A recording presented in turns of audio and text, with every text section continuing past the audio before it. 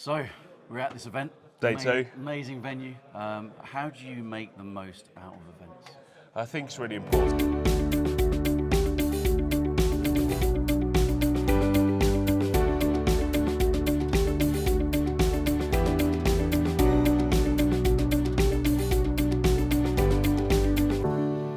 So, we're at this event. Day two. Amazing venue. How do you make the most out of events?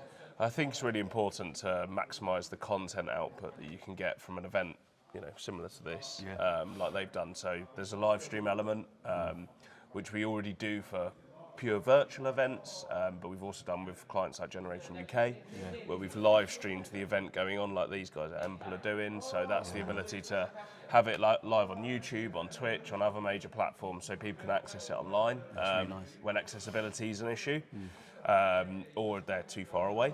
But most importantly as well, then having content creation around the event, so that wraparound content. So could be having really simple, a videographer darting around, getting little vox pop bits for the presenter.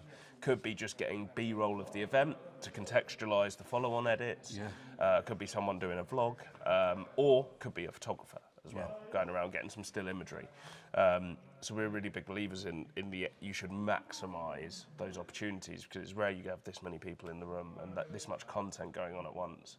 So you might as well make the most of it. And actually, the number of people that are reached by doing it live expands that much more. But also, when you're then having those opportunities to capture content throughout the day, you're literally times 10ing at least the number of people you're going to be reaching. Absolutely, yeah, and you can, online it's a bit of an unknown metric, right? It could get as big and as wild as you want it to be. But most importantly, then that videographer going around getting social content, who knows how many people those ads might go to? You could be talking about millions. I think events are a great opportunity, like they've done here, to maximise that content output and then continue the conversation. Because one of the big bugbears is events can be so transactional. You go to a careers exhibition, that's it. The conversation ends. 2 days, exhibiting on your stand, that's it. But actually, if you flip it on its head, you could have a year's worth of opportunity from content there. It's not often you get all those people in one space, isn't it? So exactly. I really like what they do here, is where they have a zone where creators are invited to actually talk to guests, talk to delegates. And they themselves are going to be sharing the content. Emple don't need to do a marketing plan now, really, because, well, from a content perspective, because they've got the content. Exactly. So they don't need to do a lot. It's ready to go. Exactly. It becomes the gift that was always giving, especially if you put it on YouTube. Exactly. And also I think particularly superpower comes when you've got that content, is when clipping, because actually we've had conversations today where we know actually, yes, we can get a full feature video out of it, but actually it's even better for clips, which means we're extending the shelf life and just multiplying the content. Yeah, and some people will even go back and re-edit and change the spin on things, recontextualise it in a different way to give it a completely different sales angle, for example, and that's also fine. So you've got this event. You've got loads of content. Okay, and we've talked a bit about distribution. Let's talk a bit more about the role of paid distribution. So obviously, as you've mentioned already, the audience you get either attending it online live or in person live is, a small sample size. So what it's really about is maximising that opportunity to get it in front of more eyeballs ultimately post-event.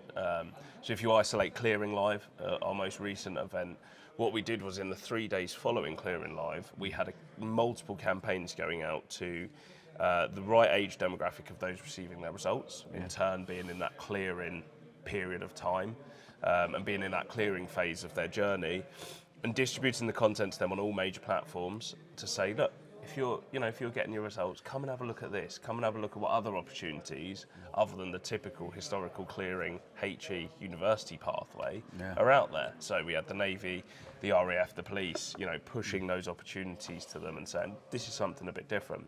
So when you look at an event, you need to think about that post-event as well. It's not just about the pre and during event. It goes back to what we were talking about with exhibitions. Exhibitions are great, and you can get a hell of a lot out of them, but actually one of the big problems is you do, done. That's it. 2 days, all that work for 2 days, and that's it. The conversation ends, and no one hears or sees from you for the rest of the year. We're actually about trying to continue that as much as possible. Then off from paid organically, we then have all that content available on demand anyway as well. So once that paid period might have ended, we still have the organic reach that it'll be getting through SEO and so on. And I particularly like with the most recent event, the live event you did, was on YouTube, putting paid budget behind it. It wasn't necessarily a significant amount, but actually the number of people it reached. And so we've got this live event that then all of a sudden the on-demand content is reaching 25,000 plus people. Yeah.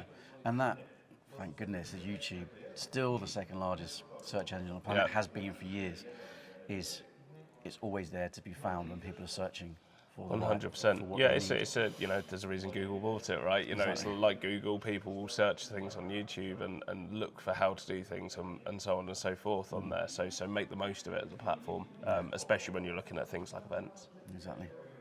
Lovely. Amazing. Cheers, man. Good man.